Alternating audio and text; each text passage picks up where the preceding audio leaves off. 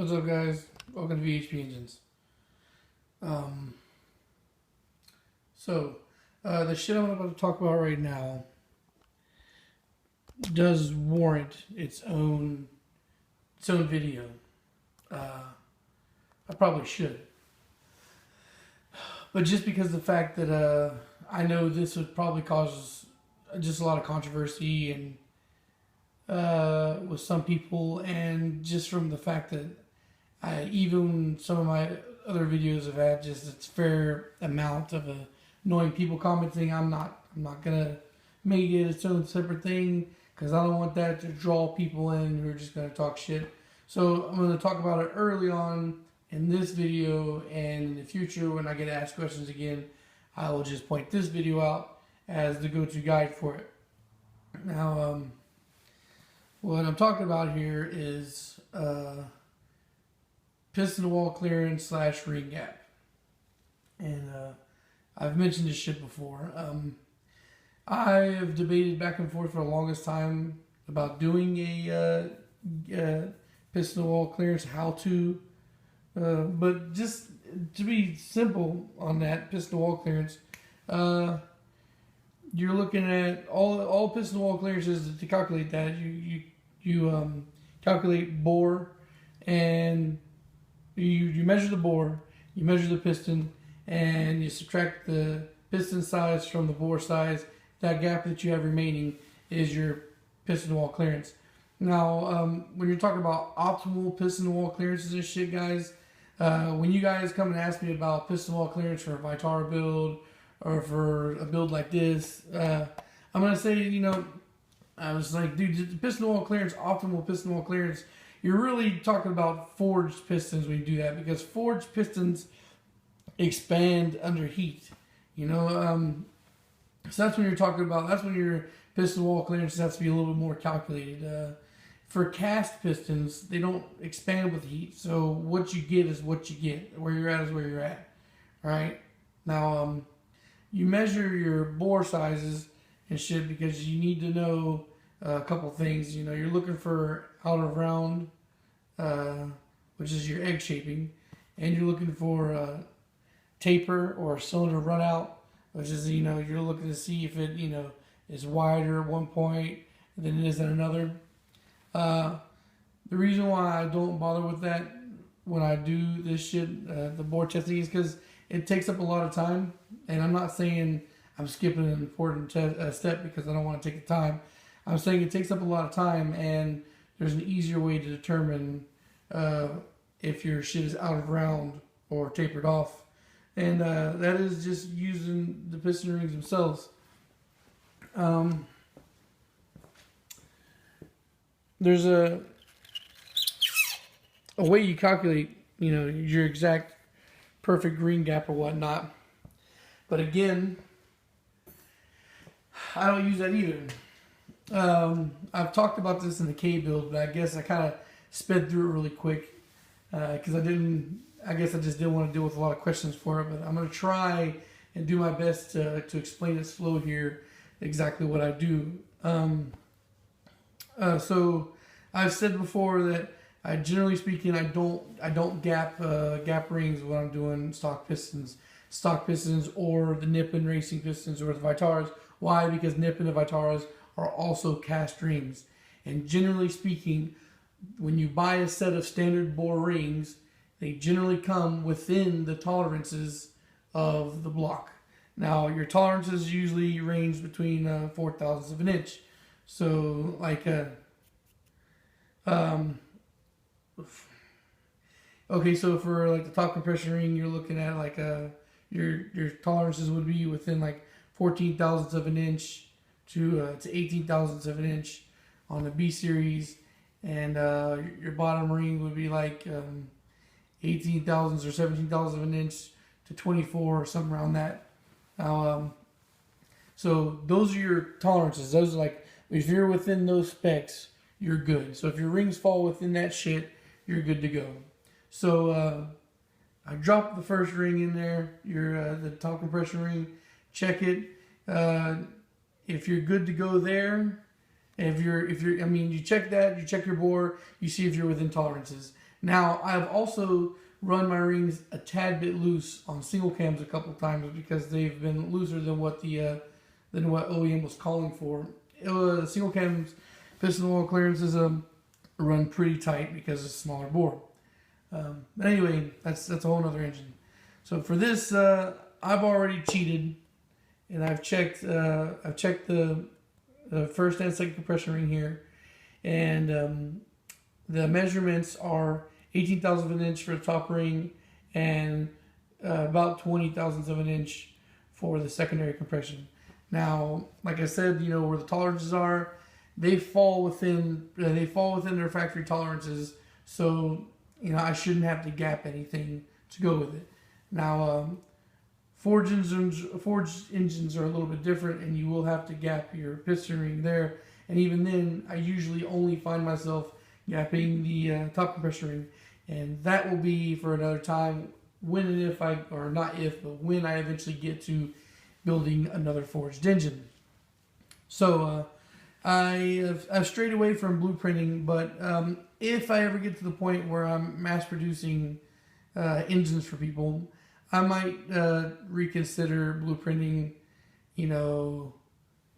for extra steps for people who really want it, and probably charging extra money for it. Because this shit, I think it takes about 20 hours for me to put together an engine. If you're talking about cleaning the block or stripping a block, cleaning a block, setting the block back on the stand, cleaning up the pistons and rods, ringing the pistons and rods, everything. It's a long process. So for me to go through and do the extra measurements just to write it down on a piece of paper to look fancy, I'd charge extra money for that. So I've got I've already measured out the first ones. I'm not going to ring those pistons yet, but what I'll do is I'll jump over to the next cylinder I'm going to do, which is that one right here, and I'll show it.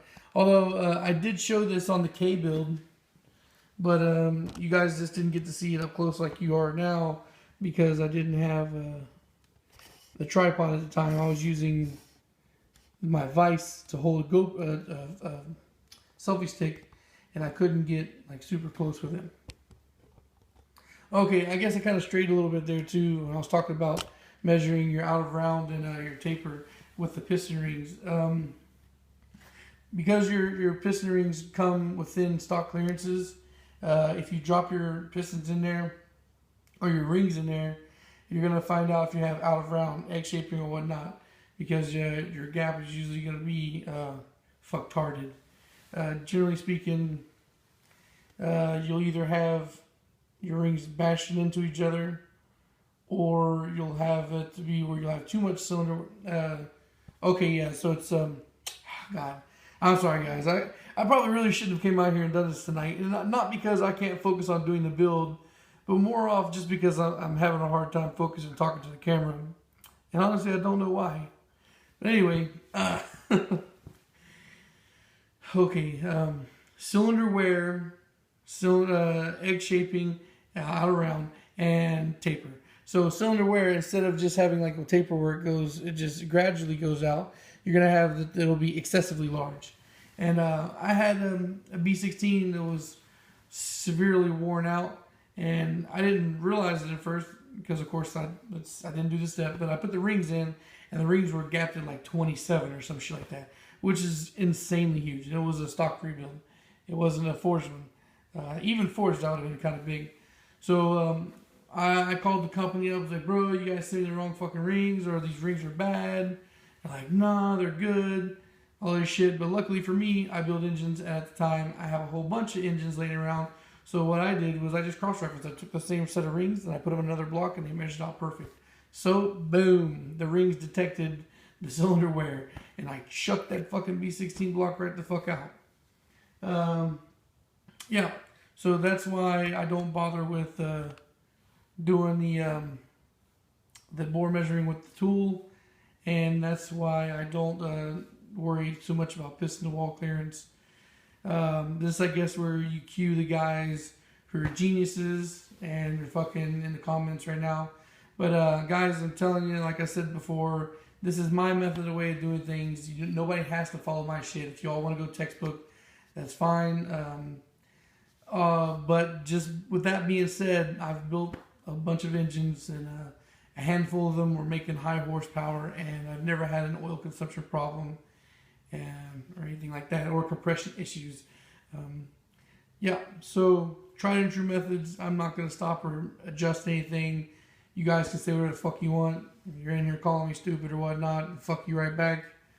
So yeah, I'm going to go ahead and do the other pistons now, the other rings.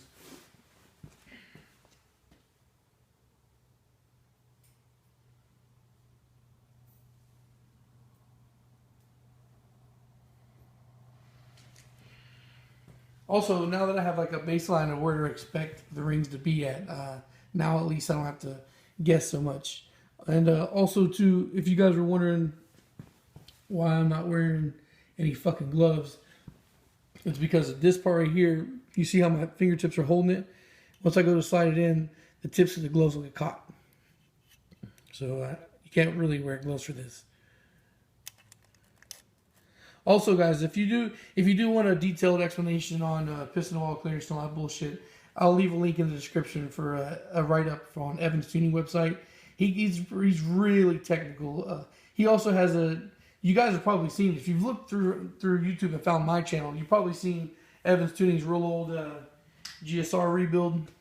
The video, doesn't really get close to what he's doing, but his write-up that he has on the website for it does get pretty close. Or it does get pretty technical. Alright, so the ring is in there. You take your piston rod, you put your finger and thumb on here, on the edges of the skirt, line it up, and you want to drop it in all the way up to the edge of the skirt, just like so. Oh shit, Jesus Christ.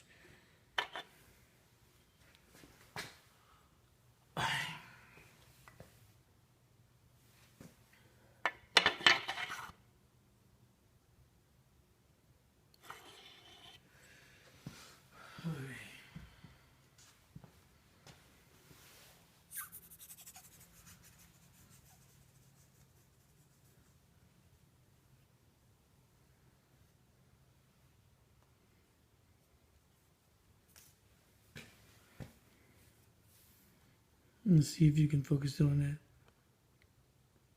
18 thousandths.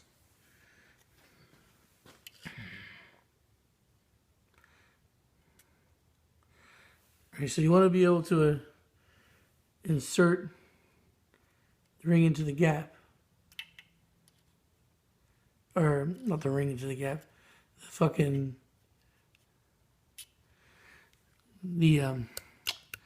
The feeler gauge into the gap, and when you're pulling up on the feeler gauge, you want to have a little resistance. That's going to tell you that you're at where you need to be at.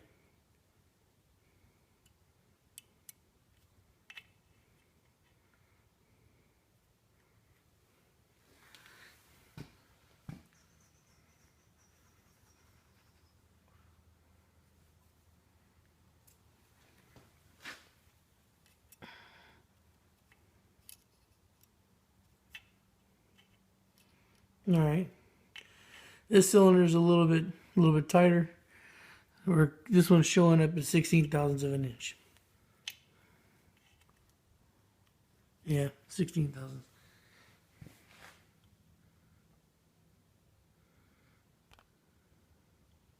Yeah, well, I may not do full blueprinting, but I guess I could consider at least doing piston ring end gaps on the builds, or like I've said a bunch of times also before, these build videos are also not just for instructional, but so that way the motherfucker who buys this shit can also see all the measurements, because I don't write them down, but I'm pretty sure I share them with you guys when I make the measurements. Also, I know I've mentioned this before, but I'll say it again now that I've been talking to somebody last night. Name goes by the name of Dustin, who me and him are going back and forth on buying this thing. So he seems pretty pretty gung-ho about buying the engine, so I might have a seller. And you all should be thanking Mr. Dustin here, because he's going to get me off my fat lazy ass to go to FedEx to actually 100% be sure on the shipping costs, so that way I can let you know how much the shit's going to be to send. And once we break past that barrier, then it becomes a lot easier for me to give you guys set prices. Although we still haven't got past that problem with me not having enough engines. Oh, I do want to mention also too that this Mr. Dustin guy is going to be a sell/trade, which is my favorite kind of deal. Get a little bit of money, get a little bit of fun stuff to play with. He's got a single cam short block and a crank and cash. So if he sends me the single cam short block and the crank and the cash, what I'll do is I'll spend $200 of that money to get the rods. And I already have Vitara pistons here, so I'll get the rods and I'll buy bearings, and we are finally going to be doing a Vitara build. If this deal goes down properly or whatnot and it works out well, then the next engine to build will probably be the Vitara. Alright, now let's poke holes out. Alright, so this is a little tighter gap on the first ring, so I'm probably, so you know, common sense says tighter gap on the second too.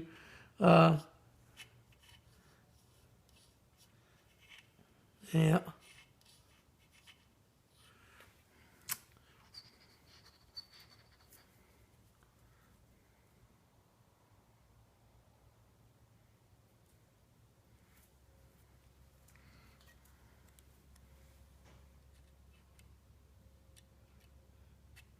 Yeah. Well, it's actually showing about the same as it did for the first cylinder. It's we're looking like 20 thousandths of an inch, which is pretty much what the first cylinder was. All right. So, shit. Because of the way the crank is down there, see that, guys? I always, you want to always make sure that you're putting the piston rod in place of. You're putting the piston rod into place with the position of the crank at its lowest point. If you put the piston rod in with the crank here, you risk the rod end hitting the fucking crank journal and scarring it. So we're going to do numbers 1 and 4. And if I said they were different earlier, I did say that was number 1. That was stupid of me. All right. I guess I'll ring at least one of these pistons rods on here. But I did do that. I did do detailed ringing for the K build. And guys, it's virtually the exact same thing, minus one feature of the K series that kind of fucked me up and almost made me make a big bad mistake. Was that I told you guys in that video that the secondary ring, you can't mix up the rings because they don't fit in their unrespective grooves or whatnot. Oh, wow, that goes up pretty high. Okay, now, so to show you what I was talking about at the time, the secondary compression ring.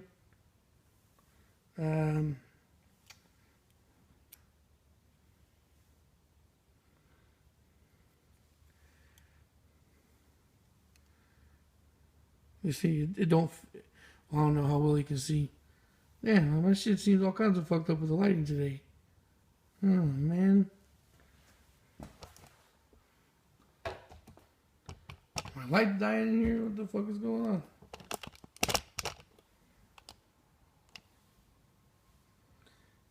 Fuck.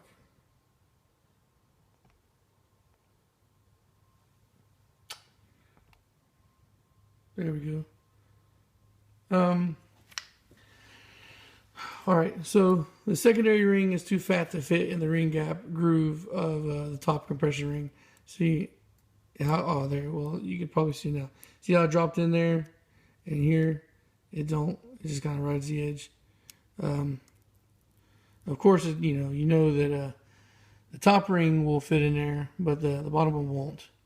So you can't put the secondary ring in the top one. So that's a nice little bit of security to help ease your mind. Yeah.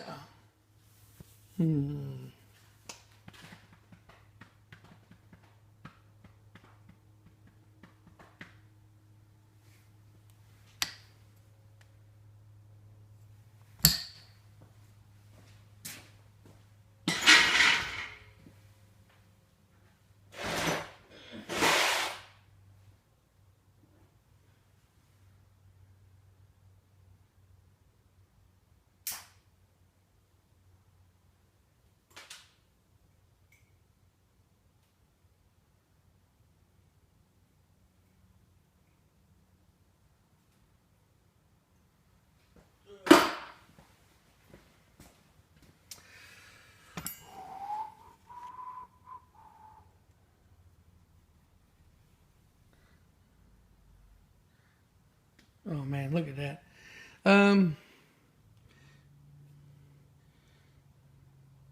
That's a gooey buildup inside the ring lands. That's also another thing I've mentioned before. If you're using old pistons that are gunked up or whatnot, grimy, what you got to do is pretty simple. You take the old piston ring off of the fucker, and you just run it through the ringland grooves. This is a secondary ring. It'll get anything in there that's boogered up.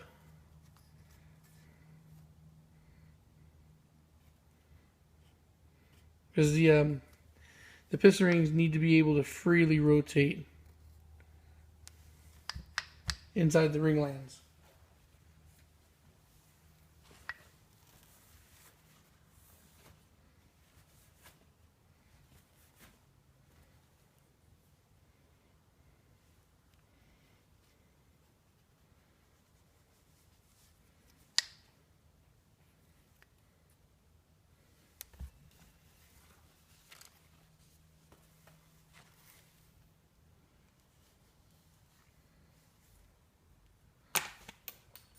Fuck.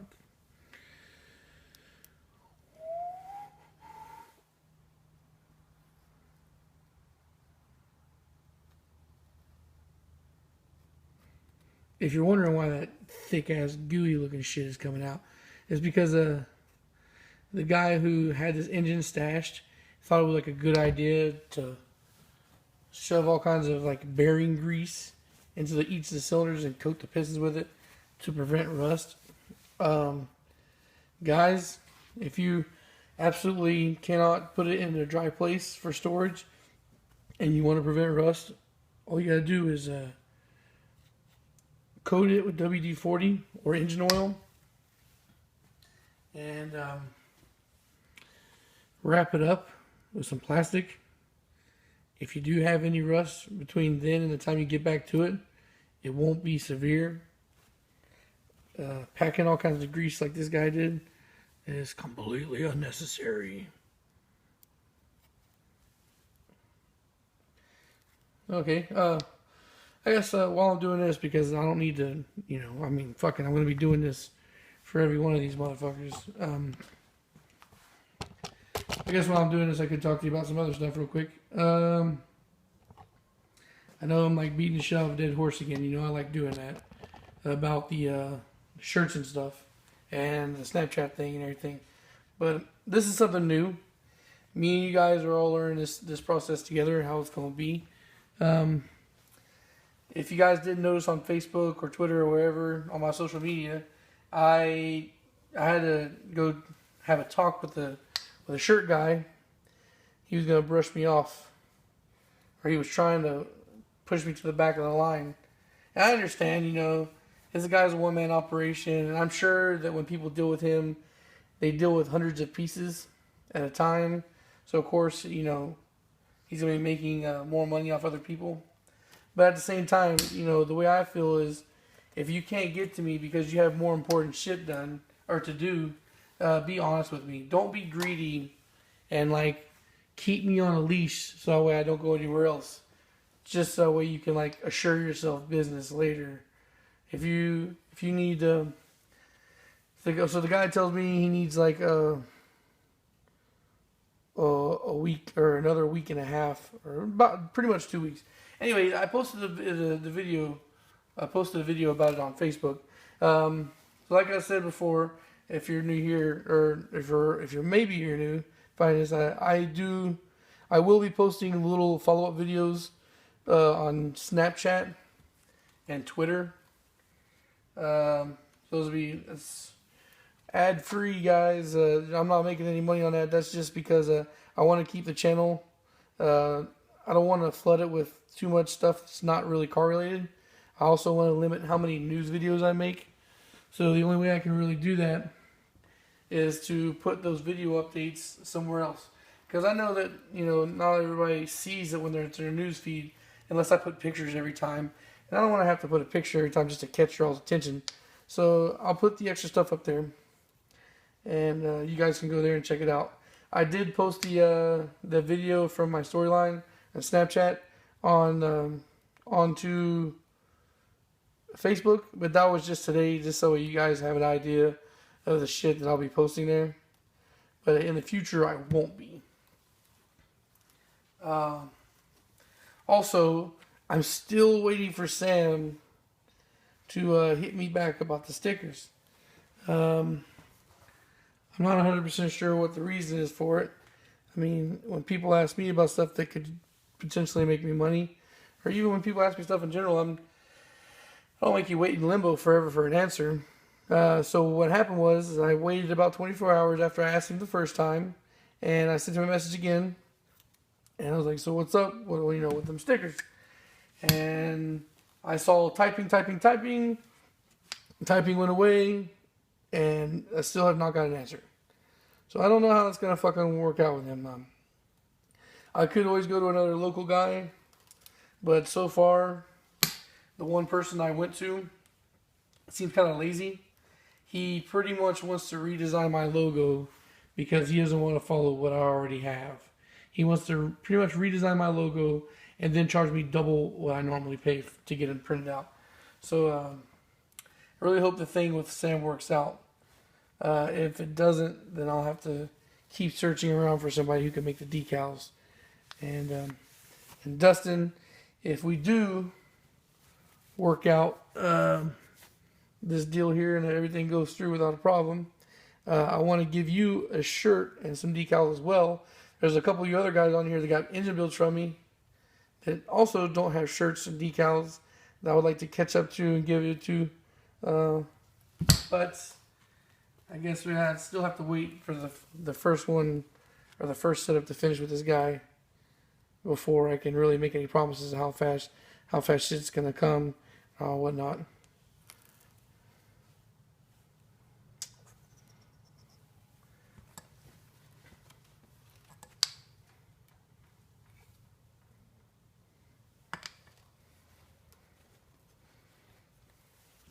Well, I guess that's the good thing about working with brand new stuff. You don't really generally have to worry about doing stupid shit like this.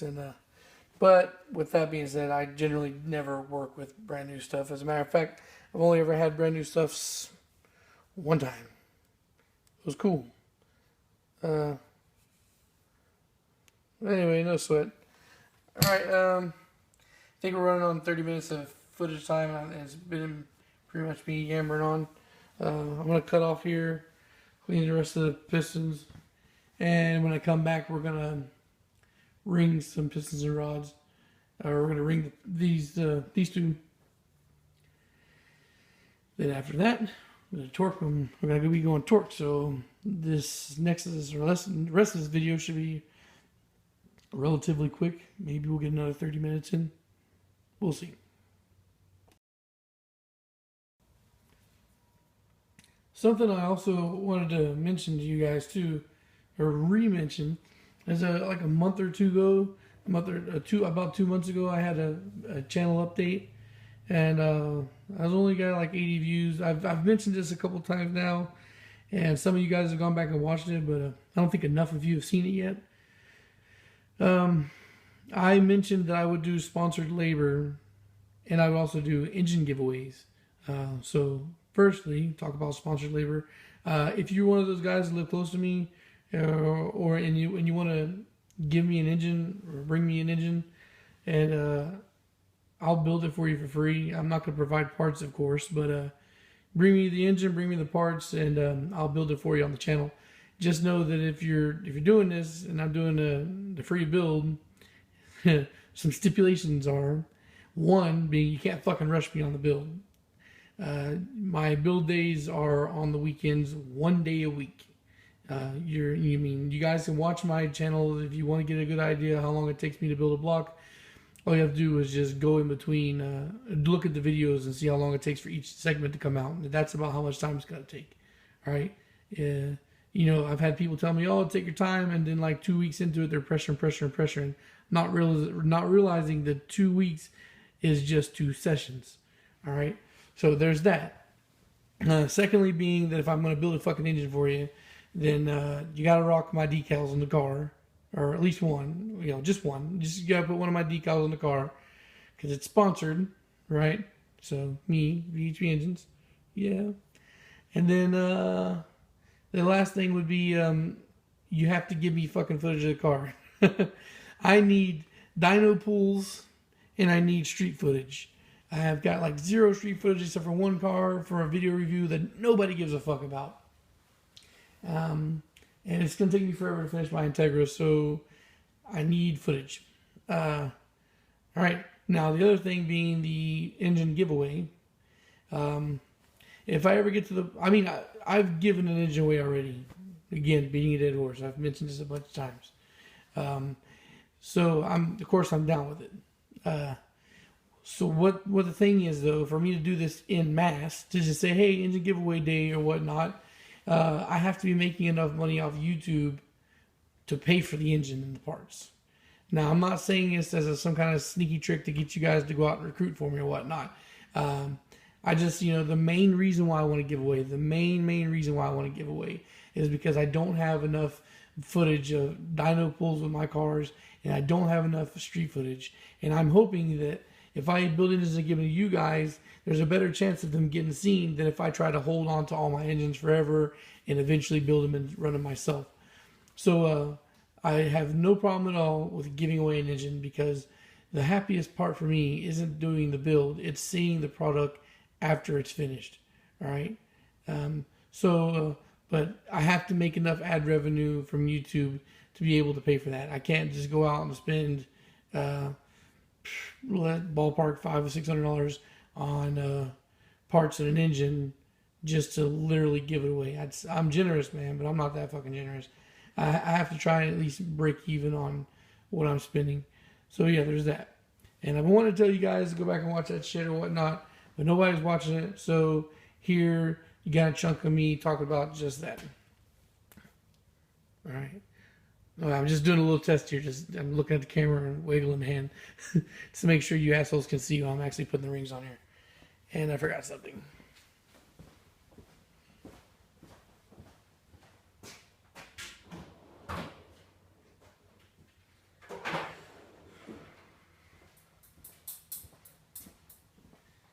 Yeah. Piston ring pliers. Super important. All right. So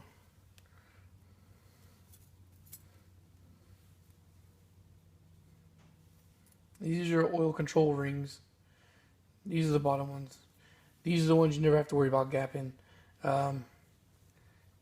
They're good to go as is.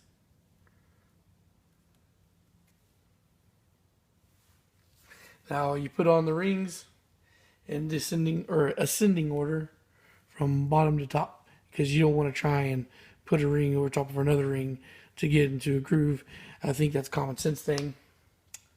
All right, so this is the way I do my ringing, and this is also not one of those things that's like a science. You can't have any of the ring gaps. You can't have any of the ring gaps line up with the piston pin. They have to be staggered to the pin, and they also have to be staggered to the other ring's gaps. Now, if you go online and Google search, you'll find like a million different diagrams. But this is the way I've always done it, and this is the way I'm going to continue to do it. Okay, so from the intake side, I take the first control ring, all right? I put that there thumb here, and ring it around. You don't need the piston ring pliers for this. I think it's kind of obvious. Actually, you know what, guys? I'm fucking up. I don't do that one first. You want to do the middle ring first. The middle ring's a pain in the ass. All right, so open up the gap, put it right chaw.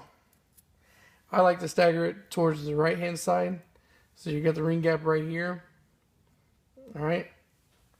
And then go to the other side of the piston. And you put the first control ring, or the bottom ring. Stagger it again. I'm not too sure, guys, how well you're seeing this one. But I do know for a fact that the K20A3 build has this very clear, because I did it from overhead instead of from the side. So, I mean, I'm going to talk about it here, but if you guys want to see it in better detail up close, just go look at that one. I'll leave a link for it in the cards. All right, so there's that. And it's kinked up.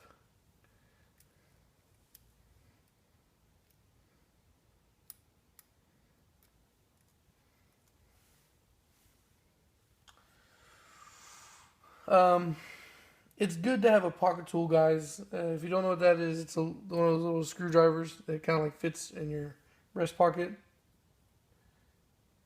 Because you'll have shit like this where the gap opened up on me. Alright, it's all tucked in there nice and snug like.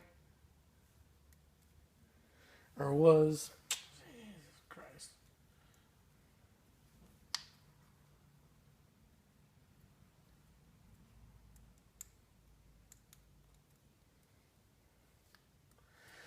Okay, hold on.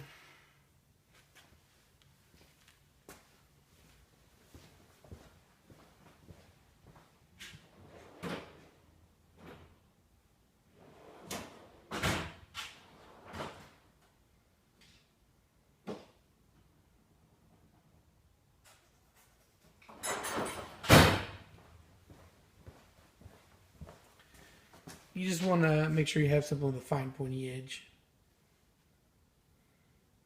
that the camera doesn't want to fucking focus on. Alright.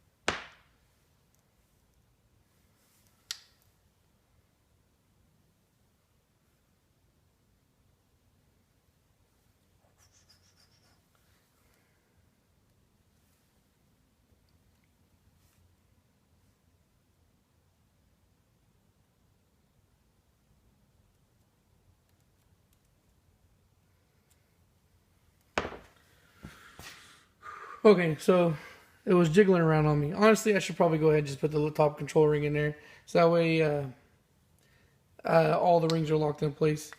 And okay, so there's that one there. And I'll stagger this one again up top on this side. I like to hold the gap there. You want to try and hold your thumb steady in one place. So that way when it slips on, it generally speaking lands where you want it to. Alright.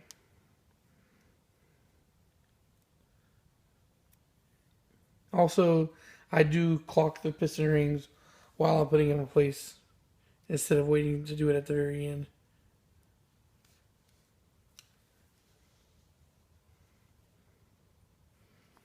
Alright. Okay, so the middle ring. Ay, man, I really need a better camera. Again needing a better camera. the middle ring for the middle ring's gap is right there. That was kind of hard to see. See, it's away from the middle. All right. Now the top ring, that gap is much easier to see. It's right there. And the second ring gap is right there. All staggered. None of them covering the fucking the wrist pin hole, and none of them aligned. All right. This one on the bottom, the control ring down there, is the biggest fucking pain in the ass. Once you do that, the other two are a lot easier. Even if it takes you a couple seconds, it won't be as long as that bottom fucker is. Or those bottom fuckers, I should say. There's more than one. Now, also, you can see the marking on the piston ring. Maybe. I don't know, man. This fucking camera does not want to fucking focus. Where's the fucking lens?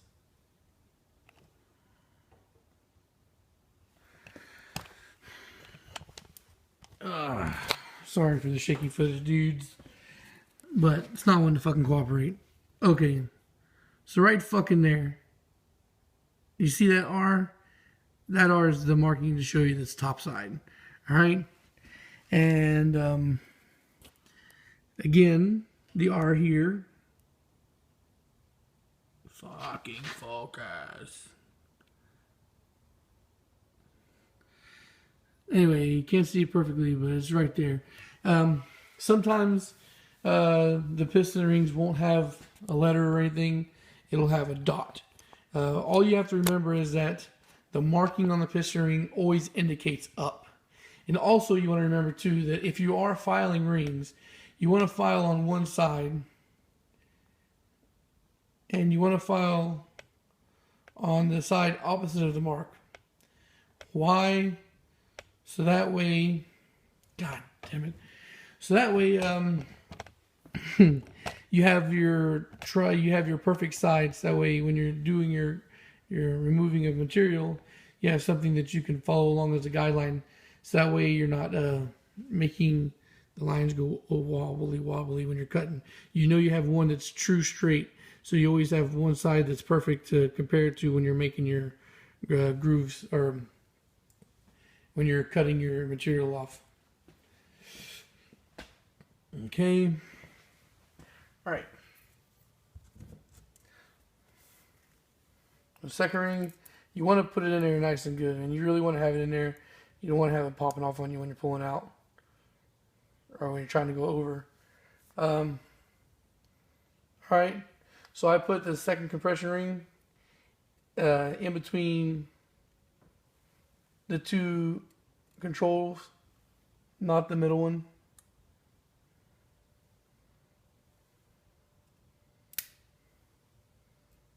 Ball sack.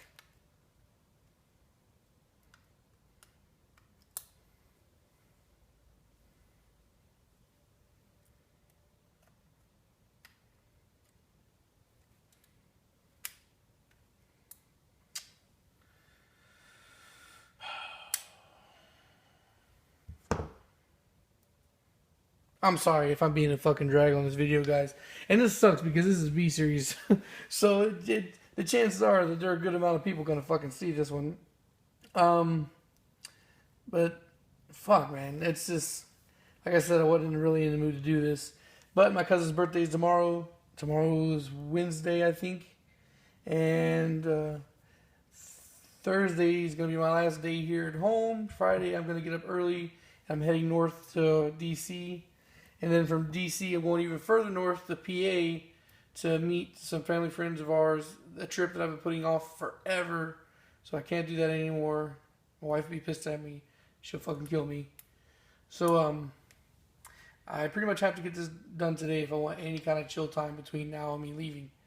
That's probably, honestly, the one thing a reason why I don't want to sell any engines right now or promise any engines to anybody is just the fact that I don't have to worry about working on a schedule. At least if nobody's expecting anything from me, I can work at my own pace. And there's a lot of you guys that ask me about building engines and shit. And I don't mind building engines for you guys or whatnot, but just know that it's going to cost you a lot of money to get it to me and get it back. You're looking at, if I'm pretty sure that it's going to be $125 or around that price in shipping.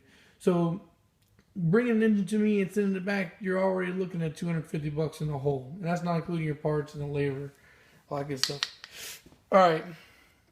So for piston ring clocking, one more time, it goes as such. My top compression ring is here. You can see the gap pretty clear. It's nice and big. And the bottom or the middle oil control ring, the gold bumpy one right there, is here. So it's top ring there, middle control ring there. And then oil control rail here for the bottom one. The top one is there. And the second ring gap is right in the middle between them. They're all staggered nice and proper like. So none of them bump into each other or interfere with each other or anything like that. All right. Also, too, I should have been doing this each step. I kind of forgot. But when you get the ring in its groove, you kind of want to give it some twisty turniness. You want to be able to spin the ring freely in its groove. It shouldn't bind up. So those are good. And I already know this fucker's good because it keeps popping out of place. All right. There's that.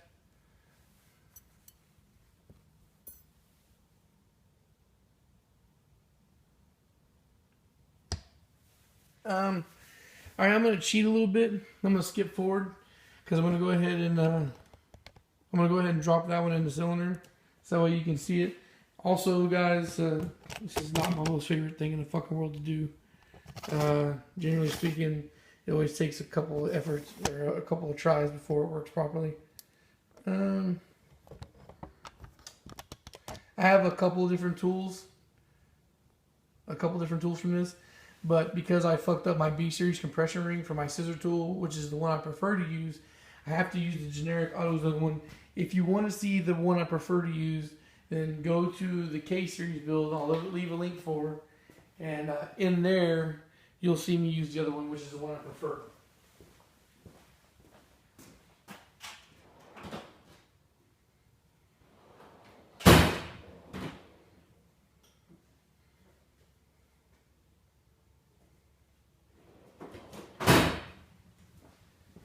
But because in a fit of rage one night I fucked up my B series compression ring, I'm going to use this one instead.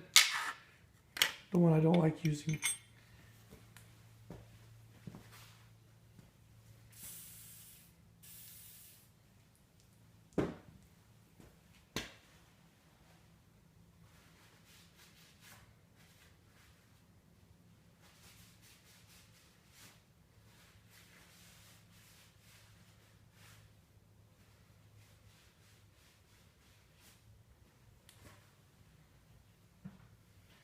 Also, real quick, I fucking completely forgot to do also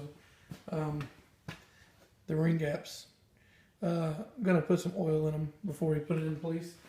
What I like to do is dip my finger at 10W30 and just kind of like dab it along in there.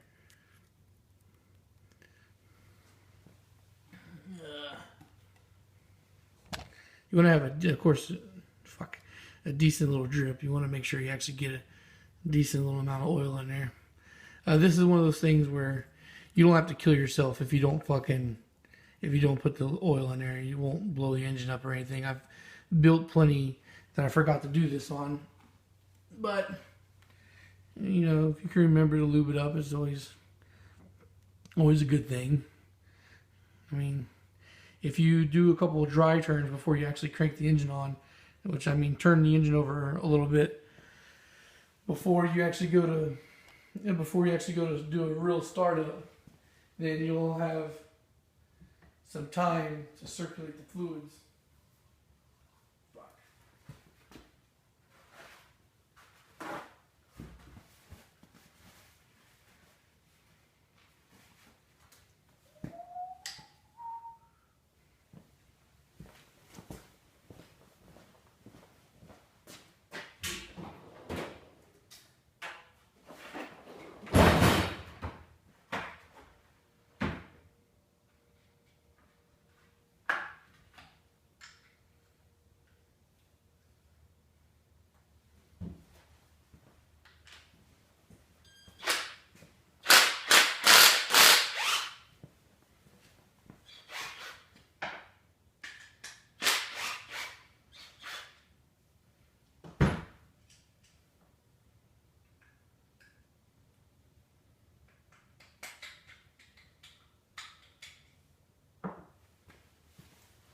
getting all ahead of myself and shit. I'm about to fucking put the piston rod in the goddamn place.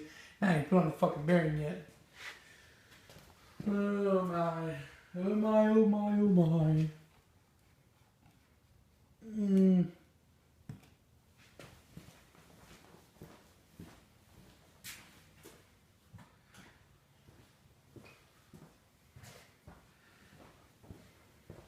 Well, who knows? Anyway, my engine building series hasn't been as popular as my tech shit has been recently, so maybe I won't really get a lot of views on this after all. But then again, what's a lot of views for my channel anyway? I think I may have one video at 10,000 views right now. One of them are videos. And it's not even really a great one.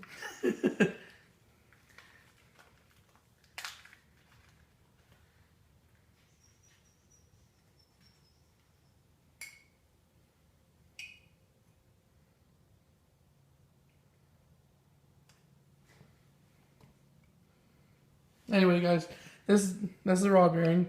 You pretty much saw me do the same shit already for the mains. The same way you press in the main bearings, the same way you do it here. Also, the same way you do the assembly lube application, the same way you do it here. So down there, lube that up real quick. Lube applied.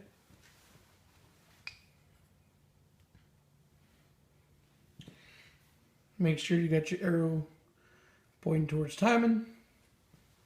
And I'm going to go on this side.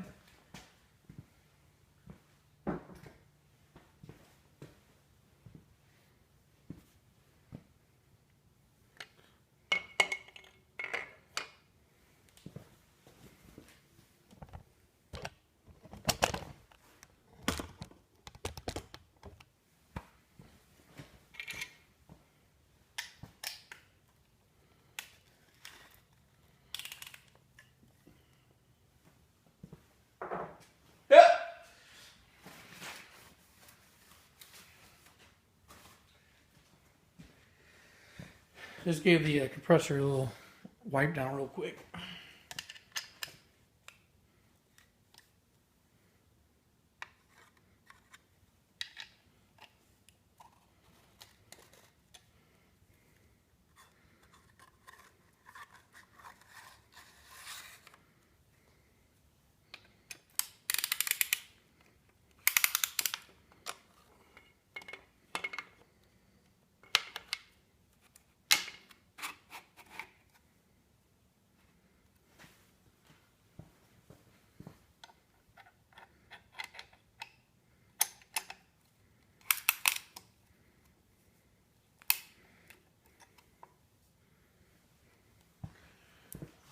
Alright, you want to have this shit as straight as you can get it and as tight as you can get it.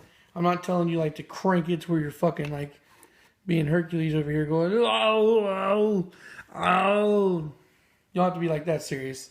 But just make sure it's tight, real tight, so that way you can get in there. And just make sure you're careful when you're tapping in that you really feel your blows, because you want to make sure that you know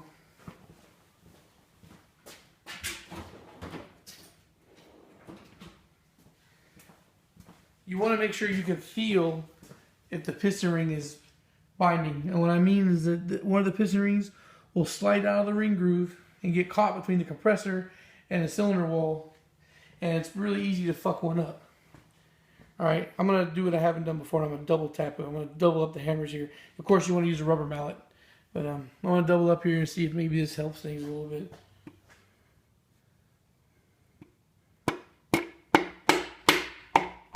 And no. And so it begins. See that shit? I don't know if you can see it. But anyway, the ring popped out of fucking place. Generally happens to me like 5 million fucking times. Well, I'm using this fucking piece of shit compressor. I hate it.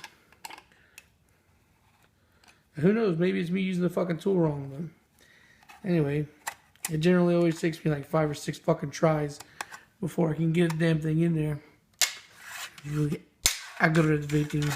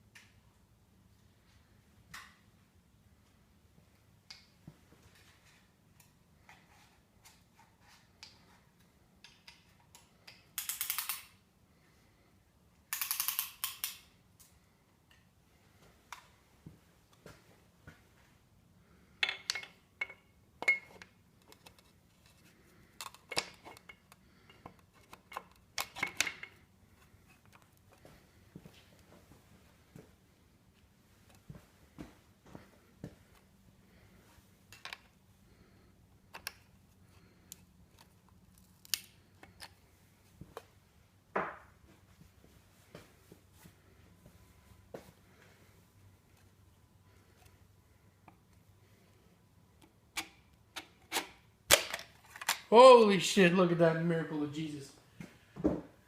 Whew. Alright. If any of you guys, there's some of you old timers here that have watched some of my old engine videos, you know I like to do something that I call my money shot. So I am not going to push that connecting rod in just yet because I'm going to leave it for my money shot. But now that you guys have seen one, I'm going to go ahead and go through with doing the next one. The last video segment I cut off was a 20 minutes or so. This one's 28. So this is going to be a huge fucking video. It's going to be a big upload. It's going to take forever. So, expedience sake, I'm going to cut back and I'll come in when all the pistons are ready.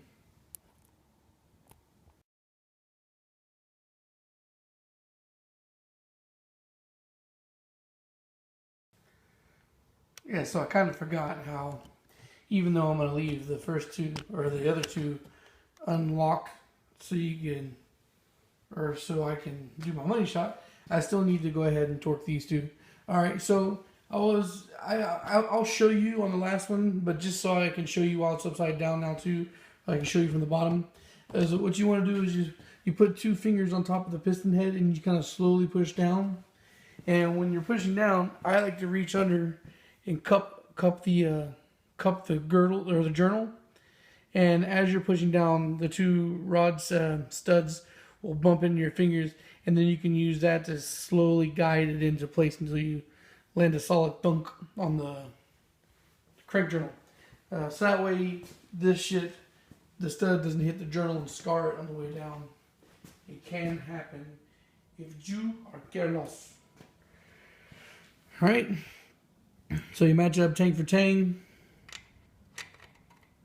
There on there. Seat it.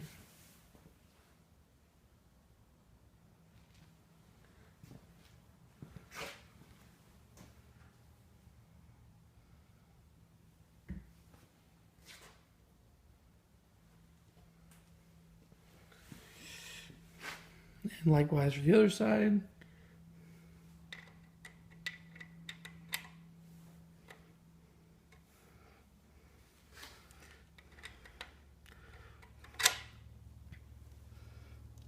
Alright.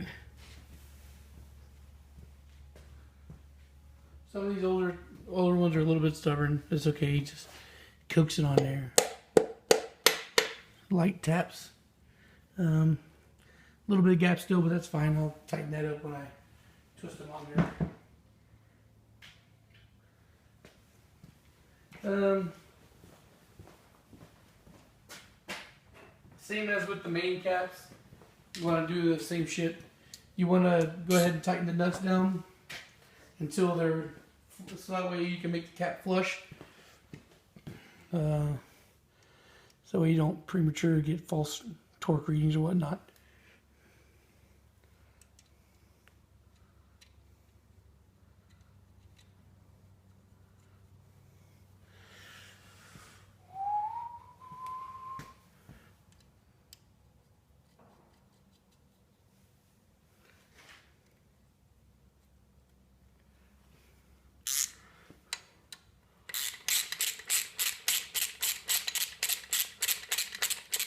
Now you saw me hit the gun on the main cap bolts, but I won't do that with the rods. Just because of the fact it's a little bit more delicate. Stud's not as, or I don't want to fuck up the stud.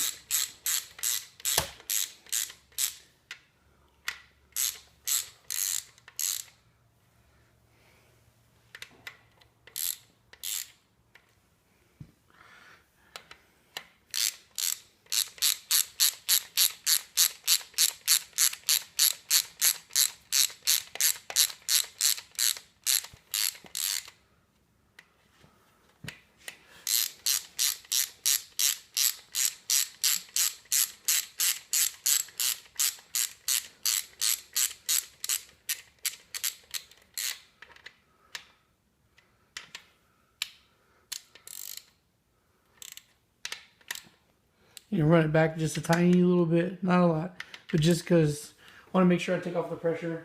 So that way there's zero chance of a false torque from that.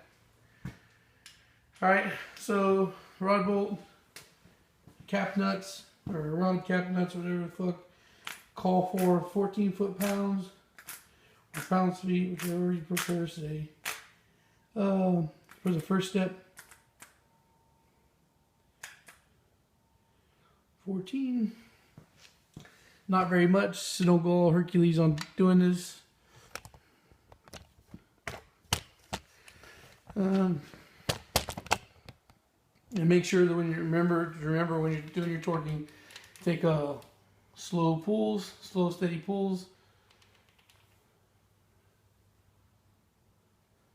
14 foot-pounds isn't a lot of torque, so you got to really pay attention for it.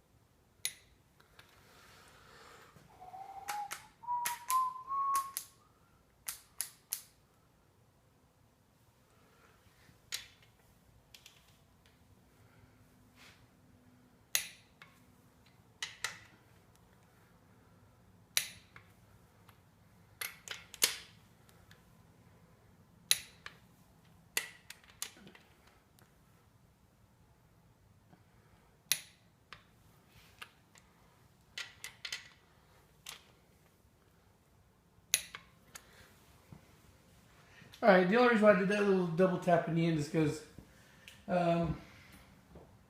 when I was doing that just now, I kind of dozed off in a la la land. So I wanted to double check real quick to make sure I actually did it. And I did. Yep. Alright guys, so I'm going to find a crank pulley bolt real quick.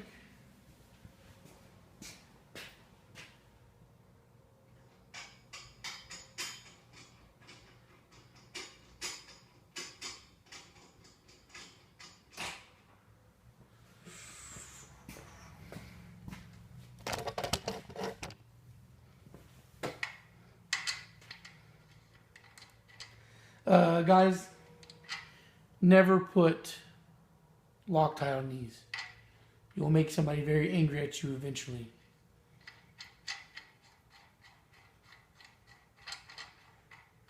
Don't make it unnecessarily hard for the guy who's going to rebuild this shit later.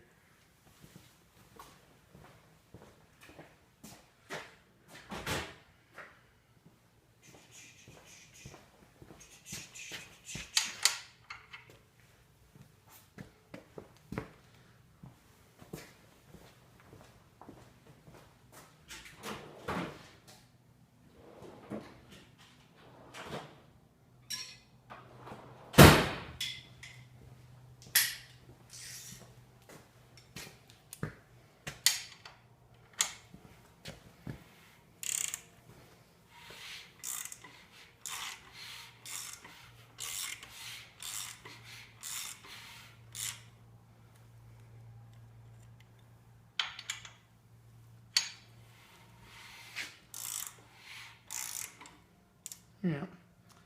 That's the only thing that sucks about me actually hitting it on there with a impact, which I don't want to do yet. But anyway, get the idea. Smooth rotation. Turns pretty good. Alright, so make sure you orient your second and third cylinders so that the journals are at their lowest point. So that way we don't fucking smack up the journals when we are doing the next set.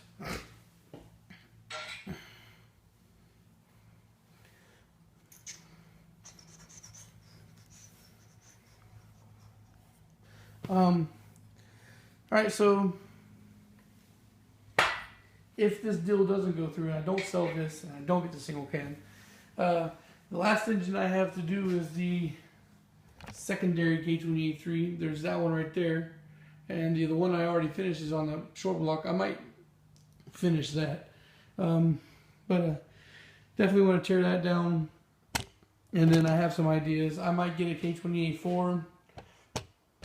Or I might do that one.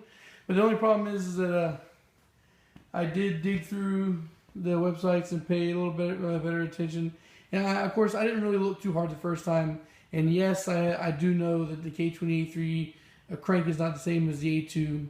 And that you can't use A2 rods on an A3 crank unless you like shave them down. Which I thought about doing and decided I don't want to do. The rod journals are shorter, no more narrow. So what I was thinking is I could get a K28-4 that doesn't have that stupid problem that the K28-3 and the A2s have. The A4s or the K24s all share the same journal sizes. It's just that some cranks are stronger than others. But generally speaking, the stock Honda crank can hold 800 horsepower, no problem. So I would like to go with the K28-4 also just because of the fact that the displacement's bigger, which means more torque, and the sleeves are just as stout as the K20. But because of the fact that I don't think I'm going to be able to find a K24 at the price that I can buy a K28-2 crank at, I will probably just use that K20 block, buy a K28-2 crank, and then buy K28-2 rods. But that's still speculation. That's just looking at options I have, which is not very many. Which is another reason why, like I said, guys, I'll do free shit for some of you guys that are willing to send it. Yeah. All right, back to square one with ringing and dropping those other two in. We're getting there, guys. We're almost there. So I'm gonna take a break again and come back for the money shot. Just in case you motherfuckers think I was cheating. Alright, this one's this ring's coming up at 18 thousandths, like the 4-cylinder, and this one is 16.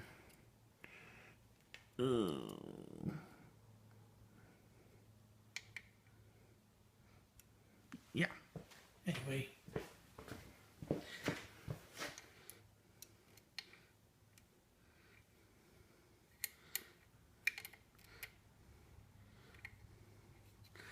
Yeah. Anyway, I already checked out. I'm just fucking doing it again to show you assholes that I'm not skipping steps behind your back. Because I don't do that shit. Anyway, yeah, so I'm going to check the gap on the second compression rings and all that good shit. And then drop them in. I'll be back to the torque in the last couple. And we're going to call it a day. Or night. Whichever you prefer. Morning. Maybe, depending on when you see this.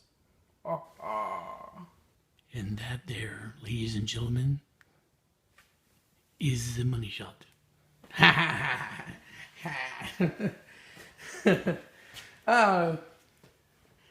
talk about this shit every single time I do a build because every single time I do a build, I do this. I've always liked doing it. Always thought the pistons and rods look pretty cool up top. Anyway, so now I can show you what I was talking about earlier. Take his hand, grab, cup the rod journal like so, and I can already feel the studs, so just kind of guide it on there. Give it a little slidey.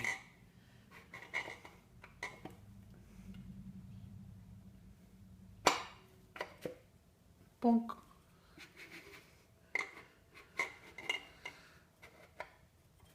Bonk.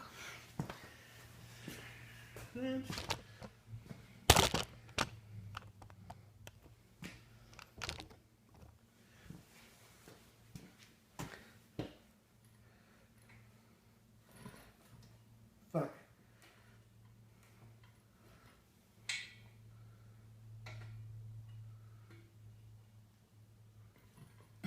God damn it. Do this shit all night, no problem. Now it's fucking give me an issue.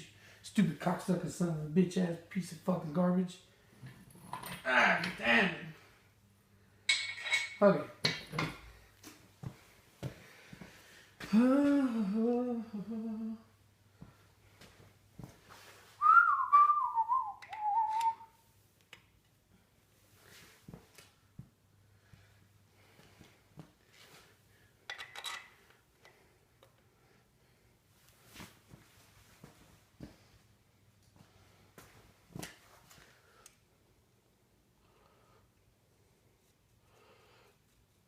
Yeah.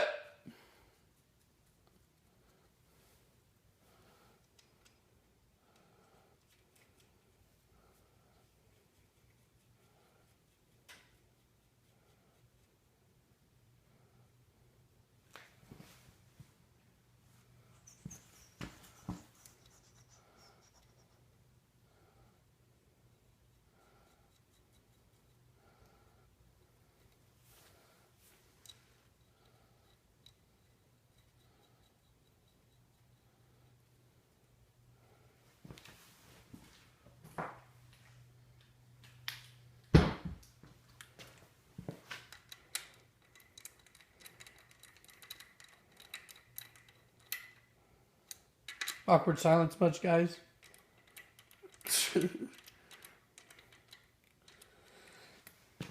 Oh, the quiet loneliness of engine building. I suppose I could be using music between takes. Alright, lucky me. I already preset the fucking thingy because I was thinking about myself earlier.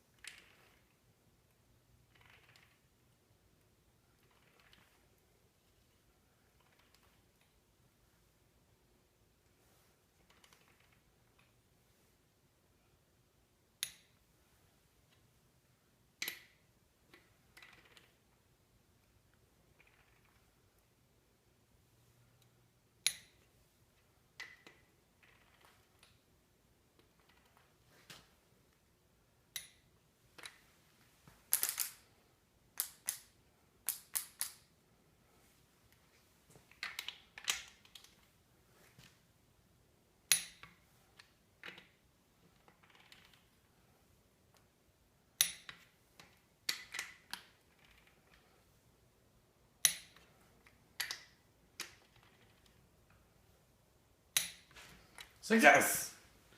The short block is complete. Yeah, I know I'm missing the baffle and some other things, but I'm not going to worry about that right now.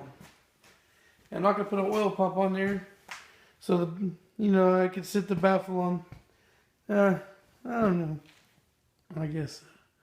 Well, gosh damn it. Here we go.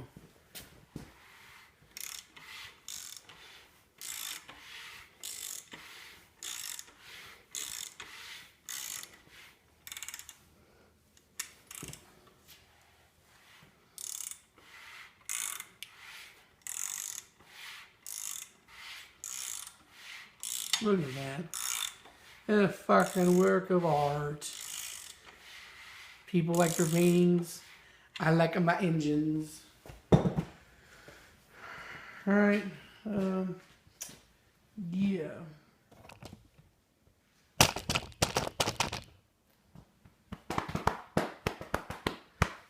Alright, so I got all that stuff down there I need to put on it, I guess.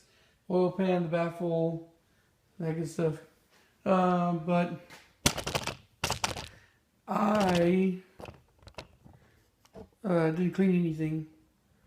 Well, I guess I could put one of my spare baffles on.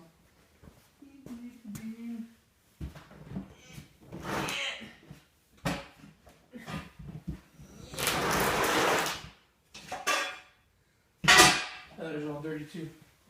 Anyway, this block is done. There's nothing technical about putting on the plate. You literally just, I mean, if you watch me do the disassembly, the same way I took it off, same way you put it back on. You put the baffle cover here, hit it with the bolts to put the bolts back in, put the oil pickup, your oil pump goes there, rear main still in the back. I'm going to get to that later. Okay, so for how this block is going to come for whoever's going to buy it. Mr. Dustin, if that's you, cool. If not, also cool. I'm going to leave it sit like this because I do need to come back out here and eventually put the rest of the stuff on. Doesn't make any sense for me to flip it over. Just have to put it back. Or maybe I'll do it for some pictures. Fuck it. Let's do it real quick.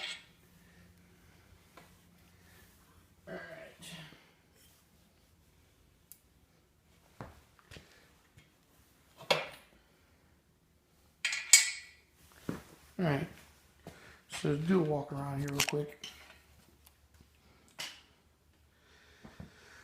Alright, so all that stuff you need to complete the engine block is down there. That's the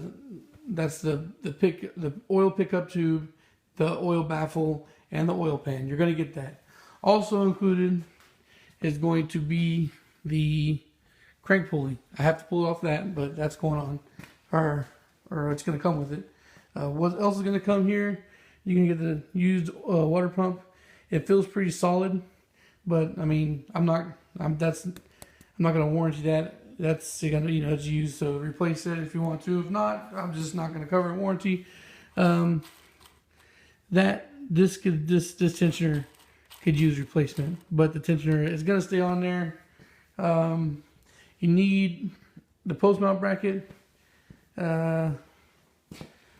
This shit is missing the housing. I'll dig around and see if I can find a spare one. The rear main seal cover is going to come, but of course you're going to need to replace the rear main seal. The seal itself is like fucking $10 or whatnot. Yeah, $10 at the auto parts, or you can buy a kit with all the gaskets. And you're going to need an oil pan gasket, and you're going to need a rear main seal. But I will have the plate, so you will have that there. So, I mean, it's going to be a relatively complete short block, minus, a couple of the accessories, and the pumps. Other than that, it's, as far as pistons and rings go, this is a 0 miles engine block. And again, to repeat, this is a PR3 equipped B18b block. I'll also leave a link for Zeal Auto Works below if you guys want to play with different combinations. To get the full potential out of this thing, let me talk to you guys here for a second. I haven't shown my face tonight. Let me show my face. Talk to you guys. Alright guys, so we are now in the house.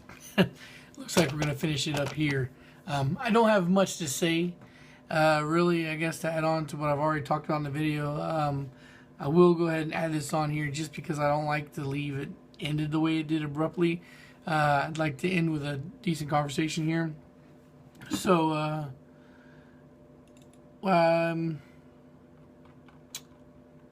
I will say I will apologize for the way I was in like the majority of the first half of the video. I was kind of a shitty attitude.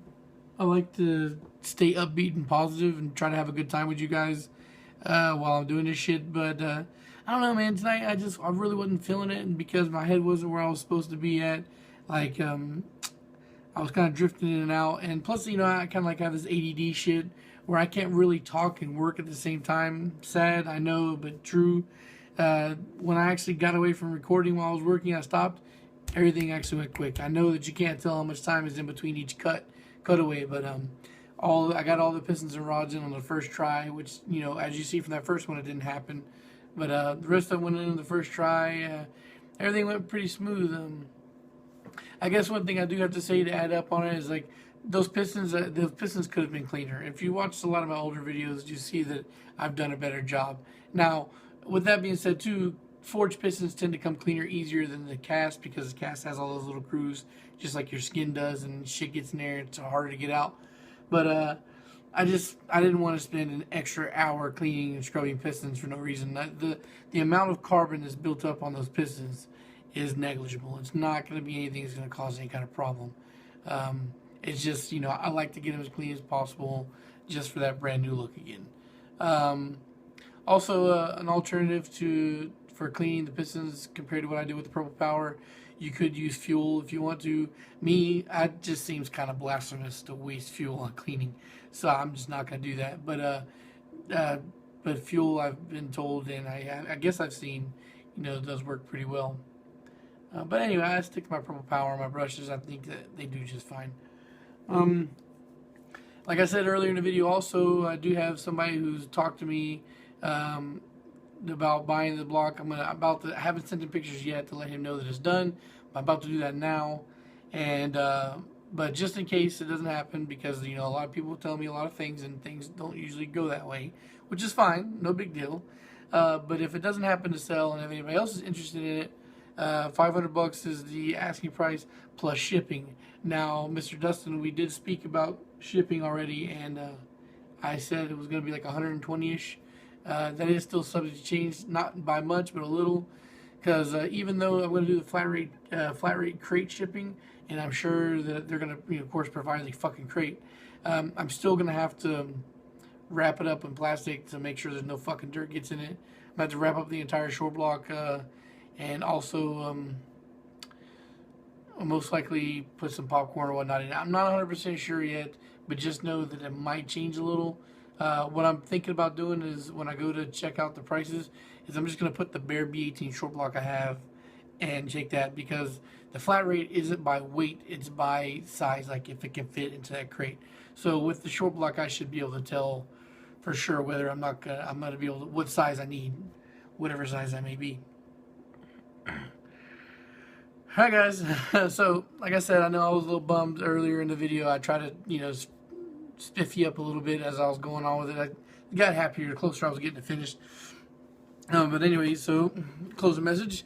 If you're new to the channel, you can click on VHP Engines somewhere in the description below, or the links below, and check out the main page. All of my videos are organized into playlists, so that way, if you guys that are new to the channel and have questions, you can scroll through my playlist, and usually the header will be what that playlist is about, and those, you can use those to help you answer some of the questions that you may have. Also, you'll find the links to my social media below in the video description.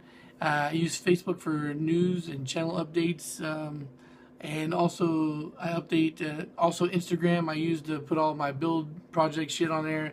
Anything that I'm doing during the night or with one of my project cars go there, so you can use Instagram to see when something is going to be coming out new. Also, for Twitter and Snapchat, I do little miniature video updates for things that I forget to put into these videos, and that's just kind of an extra thing there. I don't really follow most people back on most of my social media branches there, guys, but everybody who adds me on Snapchat gets an ad back. That way it kind of gives me a way to look in on you guys and see your projects, and if I can see something that maybe you're stuck on, I'll drop my 2 cents and maybe I can be helpful. Also, feel free to send me a personal message if you have any questions. That if you've already gone through my playlist, and if you still have questions, then hit me up. If you do hit me up with a message and it's something I have already talked about, I will redirect you to one of my older videos. It's not that I'm trying to brush you guys off. It's just that I answer on average about 100 questions a day, and it's easier if you just watch that video instead of me spending the time typing over again. Alright guys, so if you like the video, you feel like you got anything out of it, I appreciate a thumbs up. The channel is still growing. We're still very small here, and all the interaction on the channel and the videos help to get these videos spread through YouTube. Also, if you've gone into the channel and you found a whole bunch of stuff in there that's kind of helpful for you, or something you're interested in watching, please subscribe and hit that bell to make sure you get the notifications on the uploads. Alright guys, thanks for watching. Peace.